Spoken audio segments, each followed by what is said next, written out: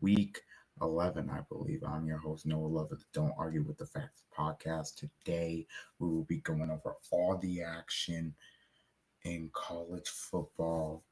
Um, NFL now tomorrow. We're going to do that tomorrow. But I just wanted to get this out tonight. Some quick thoughts on the action today. Let's get straight into it. There were some big upsets, some big games, and there will be movement in the college football playoff rankings. So, let's just start with this. Number 9 BYU. And I know Utah. They're playing. It's a weird game. They're down right now. Down right now, 21-10. The Big 12 is completely a cluster. It just it, the Big 12, if you look at everything in terms of standings, everybody losing. And when I mean everybody losing. BYU is losing right now. Iowa State took a big L. It was somebody else that lost that was in the race. I'll look here. There was another upset, but here in the Big 12,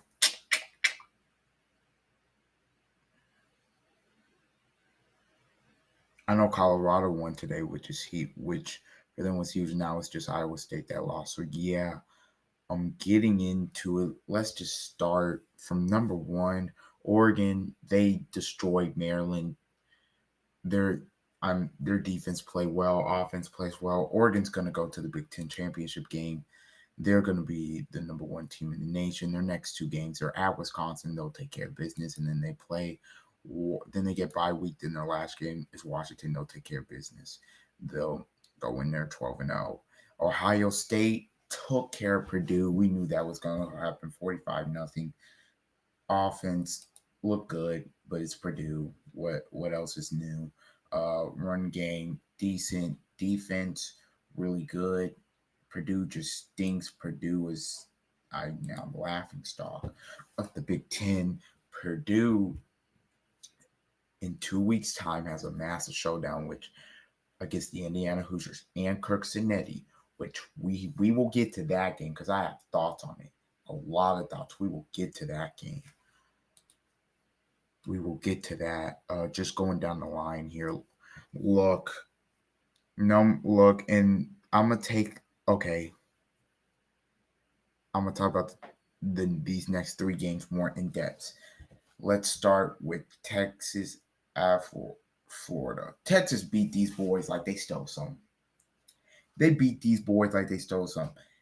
Florida, what the heck? I don't even want to cuss. What the heck? Why in the world are you bringing back Billy Napier?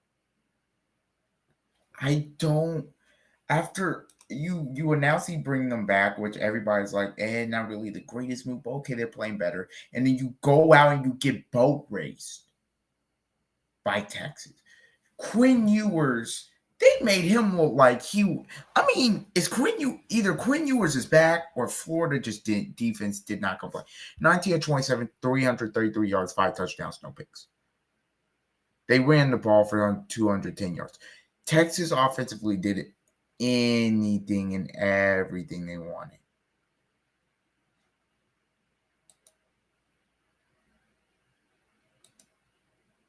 Florida, look, this game was over by halftime. It was 35-0.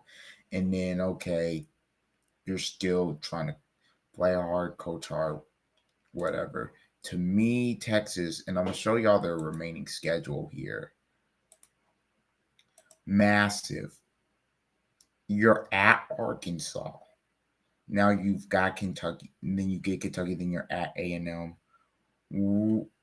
You're 8-1. Realistically here, the SEC as a cluster right now, I don't know who it would be. I know Texas A&M would be in terms of the SEC title game, but I don't know who it would be between Texas and Tennessee because obviously they don't play. Tennessee goes to Georgia. Tennessee took care of business today against Mississippi State. The freshman standout Nico went out. with an upper body injury. I don't know if he's going to be ready to go for next week. Maybe. Only time will tell. They're going to need him next week against the Dogs, but I'm going to stop sharing. It was a good. I mean, they beat them. I mean, they ran the ball. They threw it all around the line. So right now it would be Tennessee A&M because Texas has played one less games. Now when they play all the games, I don't know how it's gonna shape up. This SEC is wild. Georgia 5-2. Look, I'm going from top to bottom here. Tennessee 5-1 in the conference. Texas A&M 5-1 in the conference. Texas 4-1 in the conference. Georgia 5-2 now in the conference, which means their ticket to Atlanta. Ole Miss 4-2 in the conference, but got tiebreaker. Alabama 4-2 in the conference.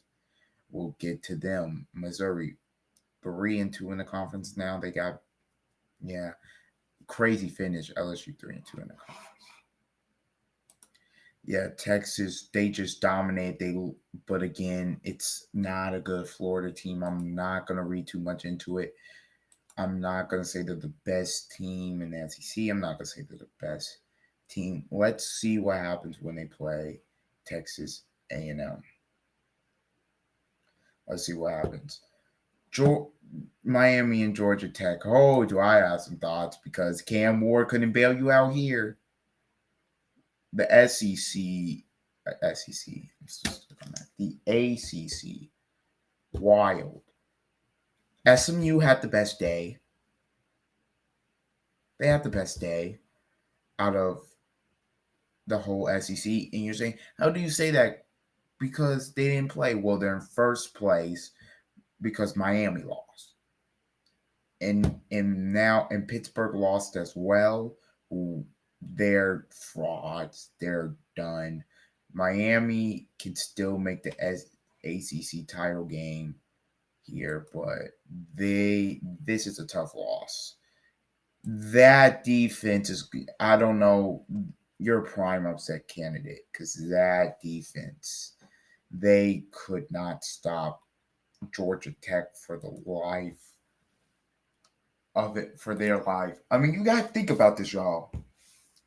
The close games have come back to bite them, but just this game specifically. Okay, 23 first downs for Miami, which is fine. Georgia Tech got 18, but this is where it was huge. They were 9 of 14 on third down. Third down efficiency. They didn't have to go for any fourth downs, which was big because they were in the lead most of the game. Miami 1 for 4 on fourth downs. Miami outgained them in passing. It was stupid. It was 348 to 99. And running in total yards, it was 436 to 370. They outgained them in every statistical category except for where it mattered, running the football. The run game for Georgia Tech, they dominated the run game. They ran for 271 yards. 271? Wow.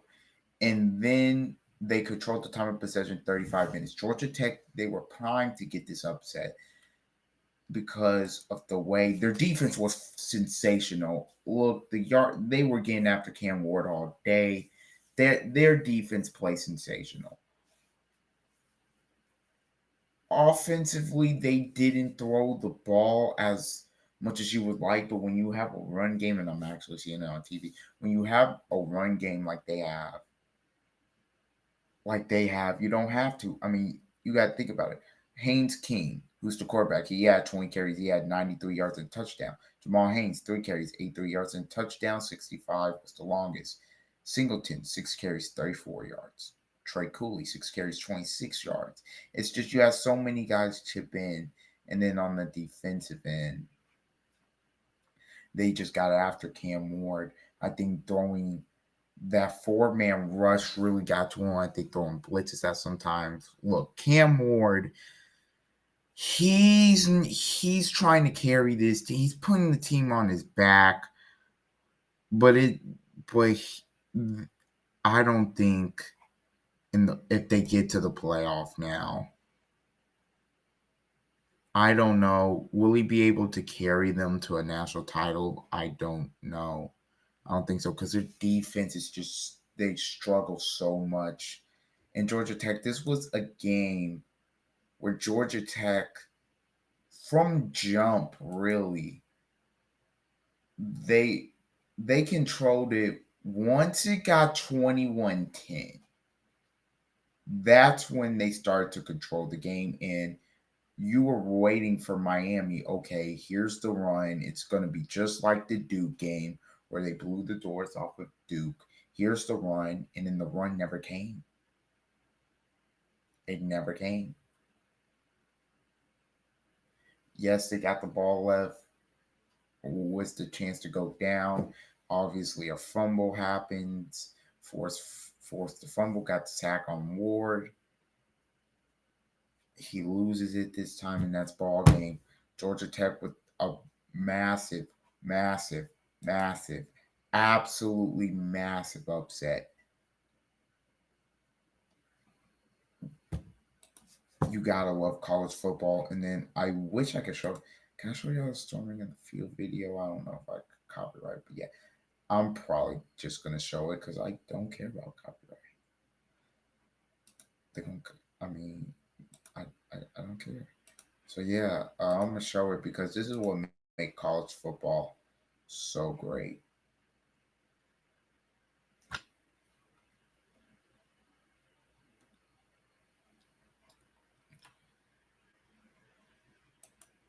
Probability pathway to the ACC championship. And this A is very high probability pathway to the ACC championship game. storm the field. Georgia Look Tech at it. pulls off the upset down to Chris Storm Paul. of the field. With Haynes next to you, injured, running the football the way that he did. What did he give you today? I can't hear you. What did Haynes King give you today? Look He at this. played. He played. Defensively, you hold the highest scoring team in 23. You get the strip sack at the end. How were you guys able to Play the next play. Play with each other. Play for each other. As you look around, what are you most proud of right now? These kids, this school, Georgia Tech, the city of Atlanta.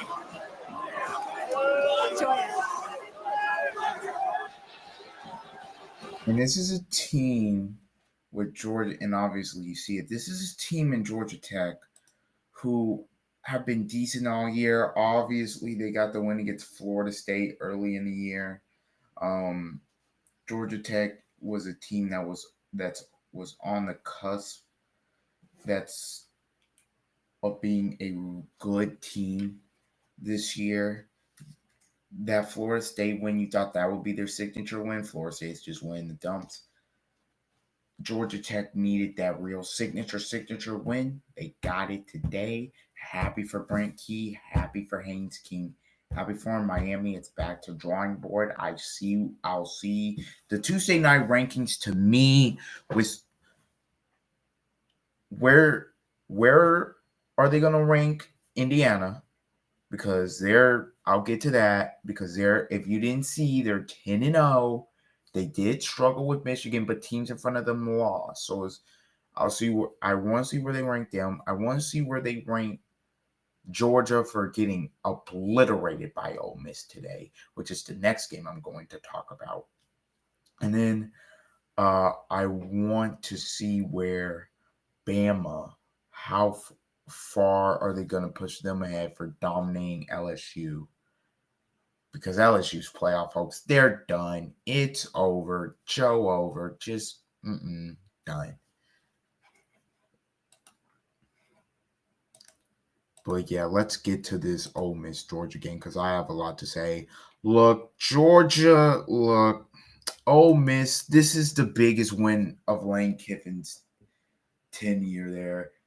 Lane Kiffin, who constantly, I've put him up there and saying he can't win the big game. He won the big game today. And he not only won it, they dominated from start to finish. Ole Miss defense which has been improved this year. They were incredible today. They've been good all year. This is where, and I put on my story, all hell just broke loose in the SEC. And the reason I put that is because you got to think about this. There is a chance that there could be a 10-2 Tennessee, a potentially 10-3 A&M who lost to somebody in the conference championship. There's a good chance it could be a 10-2 Texas, or okay, a 10-2 Tennessee, a 10-2 Georgia, a 10-2 Ole Miss, and a 10-2 Bama. And then potentially, I don't know where it would shape up in terms of this, but whoever the SEC champ is, I don't know. Obviously, they go. So you're potentially looking at 10-2 Ole Miss, 10-2 Georgia, 10-2 Tennessee. What am I don't know if all of them can go. What would you do with that? And then maybe a 10, even if A&M gets to the championship game and loses to somebody, I don't know if they lose to Texas or maybe somebody. I don't know. Like the SEC, somebody's gonna miss here that they're gonna be bad about, because Ole Miss, they're going 10-2. Because to me, they'll beat Florida in 2 weeks, and then they'll beat Mississippi State. They'll roll them in the Egg Bowl. So to me now, they're 10-2. They lost at LSU in overtime. They have a bad loss to Kentucky, but they beat the brakes on South Carolina, who don't look now 6-3, could be ranked as South Carolina. And they got a good win against Arkansas, who they beat the brakes off on the road. And they beat the brakes off of Georgia.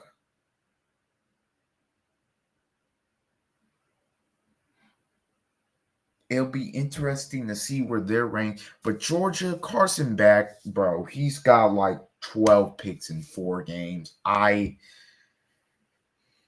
He's not a top pick. In terms of the run game, they didn't have it. 33 carries, 59 yards, 1.8 yards per carry. Didn't have it.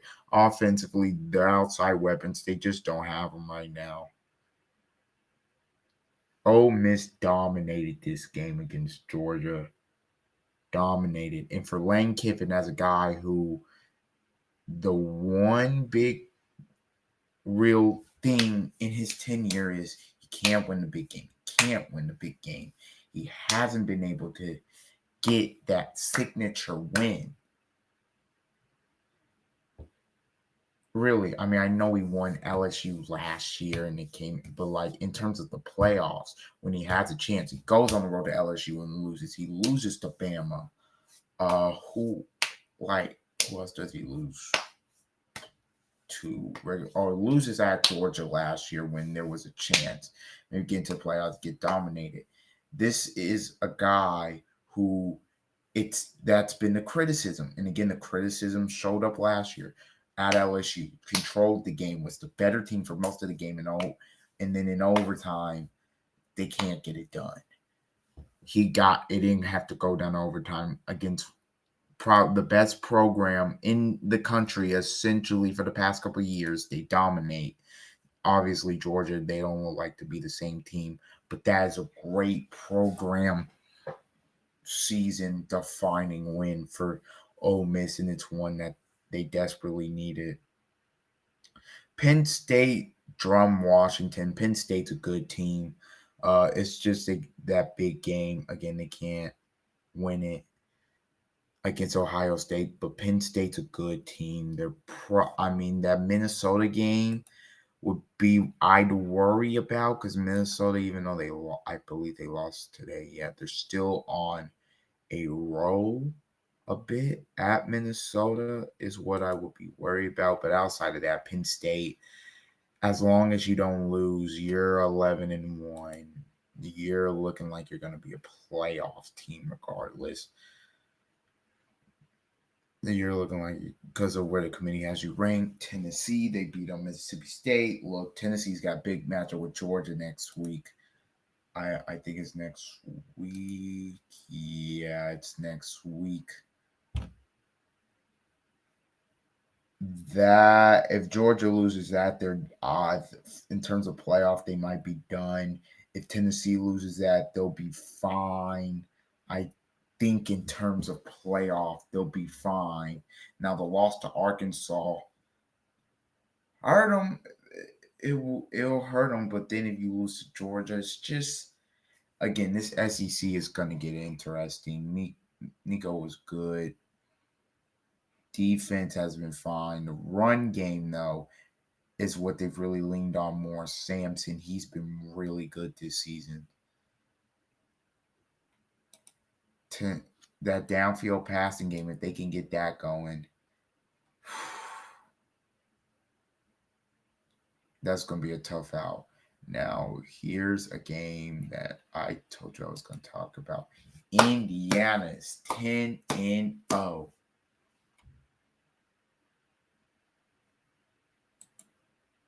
CFP disruptors.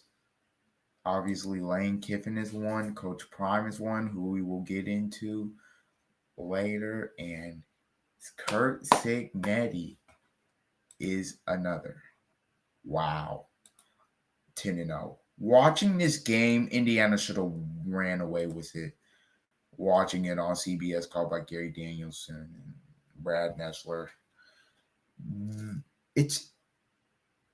It was an interesting game here. It's the first 10-win season in program history, so that's part of the reason why it was so big of the game. You look at the ball score. Look, if Michigan had probably any better of a quarterback, they probably win this game. Davis Warren missed some big-time throws, and then you look at 4.3 yards per throw. It's not going to get done. They weren't able to run the ball on Indiana. I mean, Michigan prides himself on running the football. They don't have it. Only 2 yards per carry. Edwards and Mullins, even though Mullins had a touchdown, they didn't really break any big runs. Indiana, they're known for that balance. Warwick, I think, played well in the first half. Second half, no.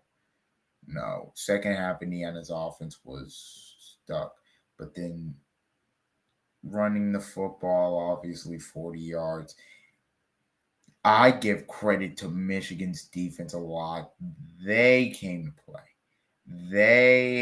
Both defenses, and Indiana's defense really gritty. They had Indiana forced a turnover in the game. That was huge. In terms of fumbling, they got a field goal off of that and make it 17-3. I give credit to Michigan's defense a lot in this game. They went, you see, Price went out for Indiana. I mean, they went man. They said, you know what, we're going to go man. We're going to disguise.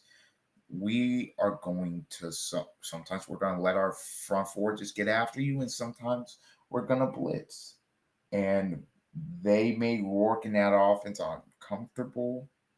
That O-line, the biggest, Keyshawn Williams was stepped up. Surratt dropped 2 big passes late in the game.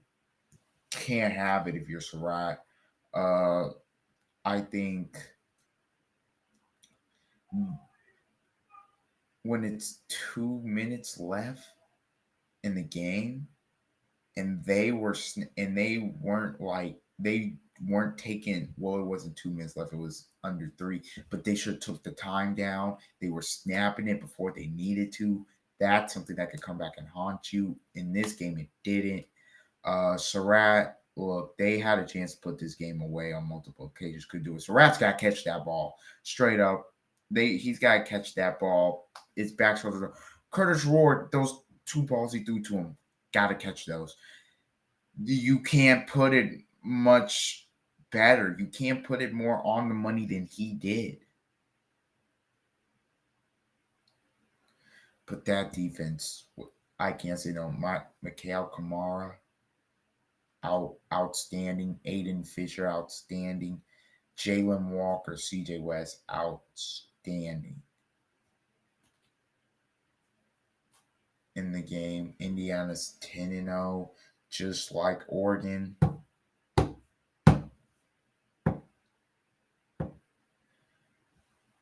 The Hoosiers right now are on pace to be in the Big Ten title game and have a potential at large, or even if they somehow beat Oregon, automatic bid in the playoff. They should move up after this because teams in front of them lost, but it's a great gritty win for Indiana. I think that's what they needed. They needed a championship team. If you look at championship teams, they'll have a game like this where it's not pretty, where they get it done. Oregon had a game like that, came earlier against Boise. You look at Ohio State, they had a game like that against Nebraska. Indiana, they have a game like that against Michigan.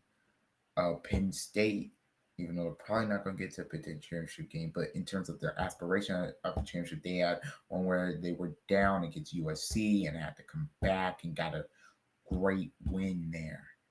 So in the clutch, how are you going to respond? Keyshawn Williams made a big pump return. Keyshawn Williams made a big catch for first down, and in defense, they got it. They bowed up when they needed to. Indiana fans were nervous. That clash with Ohio State in 2 weeks is going to be big. And to me, that game, Indiana, I don't know if there's going to be a lot of pressure on them, because I don't know after this performance if many people are expecting them to win. I think there's going to be more pressure for Ryan Day at home against a probably going to be still top 10 opponent. If you haven't been to the Big Ten title game it's 3 years, potentially going on 4. If you lose, you're done. In terms of the Big Ten title game, you gotta win it. It's a must win for Day. For Indiana and their playoff hopes, depending on where the committee ranks them, probably a must win too. It's gonna be interesting to see. I cannot wait for that matchup. Indiana, Michigan. Look, Michigan fans, don't panic. Look, they've never been a program to come back and just, we're just going to reload. We're going to lose all our guys and reload. No, those 3 years when they were great with hardball, and I'm talking about CFP great, they weren't yet. They had guys in the waiting that were good. They were just developing. They weren't coming back and saying, look, okay, our whole team's about to leave, so we're going to bring in all these new guys and reload. That's not what it is. That's not what it is. Michigan, look, next year, you get a quarterback in the portal. I think you'll be fine. Sharon Moore will be okay. They will be okay. Indiana, big time win. You needed it. It wasn't pretty by any means necessary, but you got it done. Congrats to the Hoosiers. Now let's look here. Notre Dame destroys Florida State. Florida State stinks. It's Joe over. Notre Dame, look out, man. They're destroy. I mean, ever since the NIU loss, they beat Purdue 66-7, Miami of Ohio 28-3. Okay, Louisville 31-24. Fine. Stanford 49-7. Georgia Tech 31-13, Navy 51-14, Florida State 52-3. They play Virginia next week, who they just on NBC, who that'll be a decently tough game. They just upset Pitt, and then they have Army, who's undefeated to close the year, and then they're at USC to officially close the year. So as long as they don't screw up, they should be going to the playoff. Boise, look, Ashton Genty had that game. He was 209 yards on the ground. Heisman guy. Boise, in terms of non-power 5, they just going to have to keep doing what they're doing. They finish off, all they got to do is finish off the season 11-1. And then they'll get to the Mountain West title game, and we'll see what happens there. Iowa State loses to Kansas. Kansas, who have lost close games all year, they get a signature win blow. This is a disappointing Kansas team, but still a very talented Kansas team. Iowa State, it's cooked. Beck, I mean, he was good. They got behind, so they had to throw the ball a lot. But the 1 pick 6 at the end cost them. Jalen Noel was sensational today, but defensively, they had day. Jalen Daniels, 12-24, 295, 2 touchdowns. And then you look at the way they were able to run the ball. Devin Neal, 116, 6.4 yards to carry, 2 tutties. They ran for 237 yards in total on the ground. Iowa State's defense did not have a good time. Iowa State's defense was atrocious today, and that's 2 back-to-back losses. And now this Big 12 thing really gets interesting because now Colorado, who also won today, is in second place. BYU down 8, still here. Live update. They've got the ball 2nd and 5 from their own 10-yard line. 2:22 left in the third quarter. Yeah, so again, if BYU loses now, everything's up for grabs in terms of Kansas State. Arizona State now, and now West Virginia, who a lot of people talked about before the year in terms of them potentially winning that Big 12. Look out. But Iowa State, those are 2 tough losses. And in terms of their Big 12 title hopes aren't completely dead yet because of some results. But in terms of their at-large, they're cooked. I'm going to just kind of skip around here. Colorado. Coach Prime, all he needs to do is win 3 more games. And he's in the Big 12 title game, and he's 60 minutes away from a CFP berth. Think about that. Think about that. In terms of last year, where they had 4 wins. Incredible. They beat Texas Tech. They're Shador, Travis, they were sensational.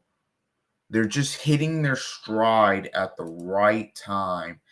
And look out for Colorado. Look, if they get into the playoffs, I don't know if they get into the playoff. I think they'd be dangerous because Shador, top 5 pick, Travis Hunter, we know he's really good. LaJohntay Wester, Will Shepherd, they just have weapons. And defensively, they can get after you. Now, stopping the run was an issue. It was an issue. That was a major issue in the game. But Colorado, they won it 41-27. That's a big-time dub.